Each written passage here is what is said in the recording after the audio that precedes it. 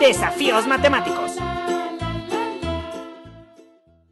Buen día, este es el resumen de las actividades Aprende en Casa del 14 de junio para quinto grado. Comenzamos con artes. El tema es Teatritos a la calle. Reconocerá la contribución cultural del teatro callejero e identificará sus principales formas de manifestación, así como los diversos sitios donde suelen concurrir. En la sesión de hoy conocerás acerca del teatro callejero. Para que sea teatro de calle, debe ser una dramatización, representación o espectáculo de gran duración o sumamente breve, pero que se haga en la vía pública. El teatro, como lo conocemos, nació en la antigua Grecia, entre el siglo V y VI a.C. Los ritos en honor a Dioniseo se habían convertido en dramas. Gracias a Tespis, de quien se dice fue el primer actor de la historia y se conoce como el padre del teatro, en sus orígenes todo el teatro era teatro callejero. Quisiera preguntarte si sabes cuál es el arte del teatro callejero. Pues el teatro callejero es una manifestación de artes escénicas cuya característica fundamental es que se crea y prepara especialmente para ser representado en espacio público. ¿Es difícil montar una obra de teatro para la calle? Sí, porque tienes que crear un espectáculo que se pueda adecuar a cualquier condición y circunstancia. ¿Quiénes pueden hacer este tipo de teatro? Cualquier persona que sienta el deseo de expresarse o la necesidad de transformar los espacios comunes. No se necesita ser un profesional, pero sí tener muchas ganas, porque implica mucha investigación, trabajo y preparación. Algo muy similar de recalcar es que el actor callejero tiene claro el reto al que se enfrenta y se prepara con técnicas y entrenamiento muy exhaustivo. Para lograr sus escenificaciones habría de ver cuánto se prepara para el Vía Crucis de Iztapalapa. Estoy haciendo entrevistas, ¿se puede? ¿Podrías contarme cuántos tipos de teatro callejero existen? El teatro de callejero es muy variado. Hay interpretaciones musicales, de carnaval, trágicas, cómicas, de títeres, circenses y muchos más, pero los más comunes son del tipo cómico, como los payasos. ¿Qué tipo de teatro haces? Por otro lado, también tenemos el teatro comunitario, que es aquel que es generado por artistas de teatro que llevan el espectáculo hasta las comunidades. ¿Qué tipo de teatro haces? Soy una estatua viviente. Se cree que este oficio escénico callejero se remonta a una práctica de la Grecia clásica, que consiste en disfrazarse de estatua para espiar al enemigo sin ser visto. La primer tipo de estatua es clásica, es muy estática porque el actor conserva una pose o posición.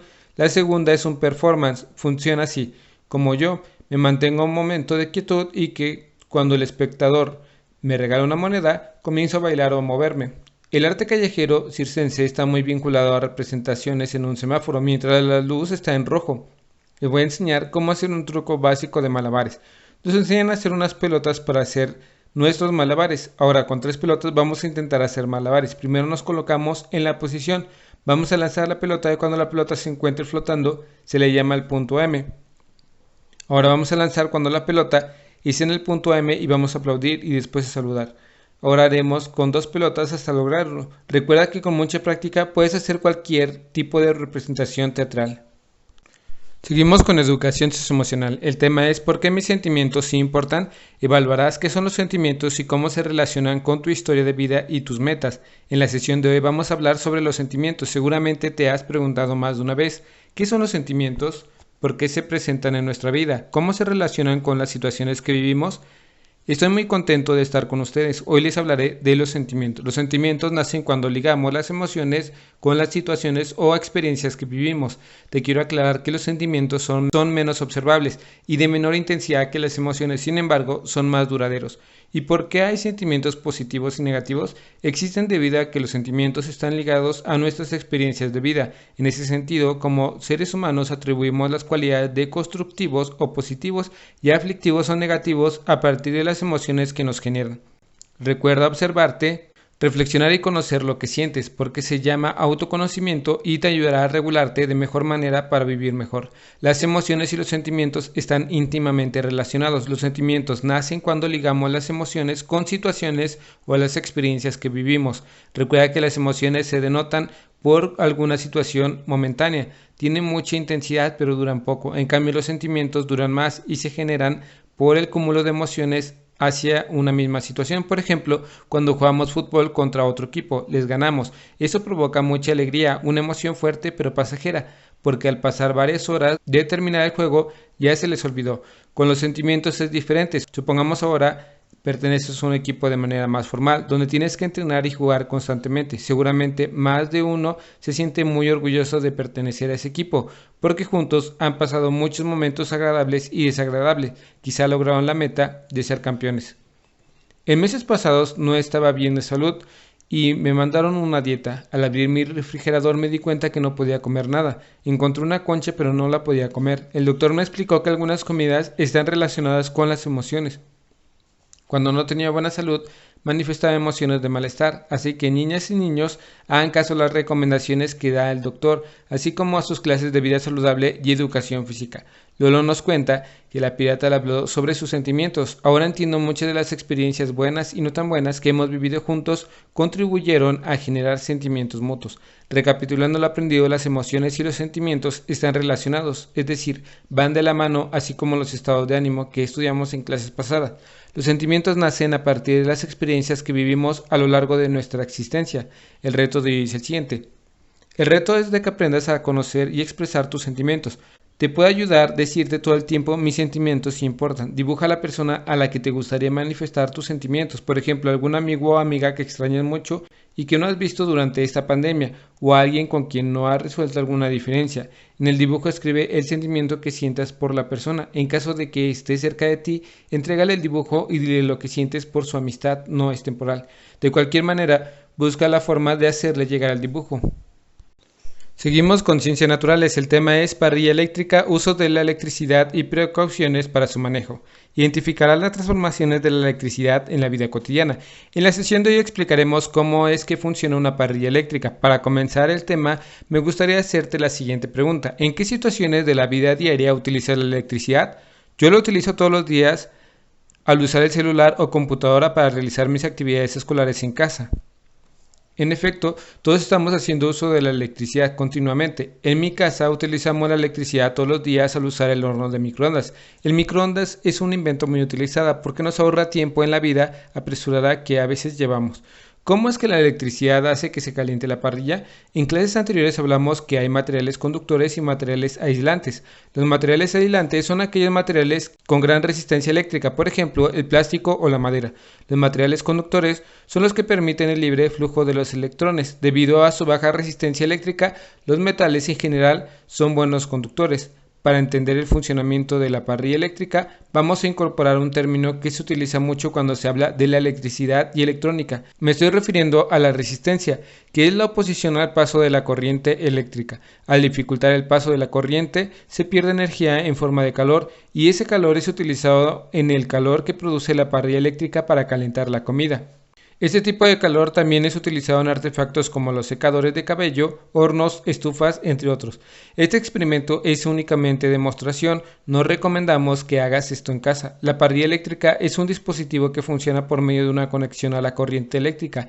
Este tipo de parrilla cuenta con una resistencia de una aleación o mezcla de metales especiales que se calienta por medio de la acción de la energía eléctrica. Estas son algunas recomendaciones para el manejo de la parrilla eléctrica y así evitar accidentes. Un dato interesante de hoy tiene que ver con la historia de la parrilla eléctrica y para saber más haremos un viaje en el tiempo a 1892, una década después de que Edison diera a conocer la lámpara incandescente. Los inventores británicos Crompton y Thomson patentaron la primera estufa eléctrica para uso doméstico. Lupita nos habla de cómo funcionan los drones. Como hemos visto en la última clase, la electricidad es fundamental para casi todas las actividades que realizamos día a día. El reto de hoy es el siguiente. Escribe en tu libreta cuáles son los usos que le das a la electricidad. Describe cuáles de esos usos consideras muy importantes en tu vida y por qué. Y por último, escribe qué actividad es la que más te gusta realizar y para la que no necesitas de electricidad. Recuerda que también ilustrar tus escritos para darle una bonita presentación y compartir tus trabajos con tu maestra o maestro. Seguimos con geografía. El tema es reconozco la vulnerabilidad para prevenir un desastre. Reconocerá la importancia de disminuir la vulnerabilidad para prevenir un desastre. Vulnerabilidad. Se trata del grado de exposición de la población a un riesgo. En noviembre de 2020, la región centroamericana sufrió los embates de los huracanes ETA e iota. Esta sobreexposición generó efectos muy negativos para la población. El otro aspecto que se relaciona con el grado de exposición se trata de la localización de la población, sus viviendas o cualquier tipo de infraestructura que esté situada en zonas expuestas a un riesgo. Las condiciones socioeconómicas de la población y la cantidad de población involucrada, como sería su vulnerabilidad. A nivel de vulnerabilidad es alta. Los reportes oficiales de este desastre hidrometeorológico indican que ambos huracanes dejaron más de 9.9 millones de personas afectadas. Nos enviaron dos postales. Hola Rolito, te mando saludos desde mi ciudad natal. En las noches hay tormentas de arena. Ahora veamos otra postal. Estamos pasando por un periodo de sequía intensa. Esperamos que todo mejore. Creo que tiene mucho que ver con lo que comentaba el profe. ¿Cómo son las condiciones socioeconómicas de estos países? En Qatar son mejores que en Botswana. Lo noto por el tipo de infraestructura que tiene la ciudad. Observa la imagen. Son islas artificiales que han construido los cataríes. En ellas se ubican grandes mansiones, apartamentos, tiendas de marcas famosas y muy caras, además de hoteles y de mucho lujo. En cuanto a Botswana, este país ha tenido grandes vaivenes en su economía debido a los conflictos políticos y sociales. Hoy en día, gran parte de la población tiene tan solo lo necesario para vivir. Sin embargo, dado el potencial minero, su economía comienza a mejorar. Qatar es un país con condiciones desérticas. La mayor parte de su territorio está cubierto de arena. No hay ríos ni cuerpos de agua superficiales. En cuanto a Botswana, el 70% de su superficie está cubierta por desierto de Caligari. En ambos territorios ha habido largos periodos de intensa sequía. ¿Qué pasa con Qatar si allí también hay condiciones graves de sequía? Lo que hicieron fue quitarle la sal al agua del mar. Por lo tanto, en Botswana, las condiciones descritas también de alto nivel de vulnerabilidad de la población y la gran susceptibilidad hacia el desastre, mientras que en Qatar no. La cultura de la prevención es otro factor que influye de gran medida para disminuir la vulnerabilidad, pero ¿a qué nos referimos con cultura de la prevención? Son el conjunto de acciones, estrategias y programas que se diseñan y aplican para estar preparados ante los posibles desastres. En muchos países, el uso de la pirotecnia forma parte de su cultura, además de que se ocupa en numerosas festividades religiosas y civiles, pero en medida que se establezcan normas para su uso y manejo, se podrían evitar desastres de este tipo. Observa el siguiente mapa. ¿Cómo es la distribución de la vulnerabilidad en el mundo? El reto de hoy es el siguiente. Te invito a reconocer cuál es la importancia de identificar los factores y elementos que hacen vulnerable a tu comunidad. Reflexiona cómo podrías evitar esa situación. No te olvides de compartir tus descubrimientos con tu familia, compañeros, maestra o maestro. Espero que este video te ayude un poco. Si conoces a alguien que le pueda ayudar a este video, comparte, dale like y suscríbete. Saludos.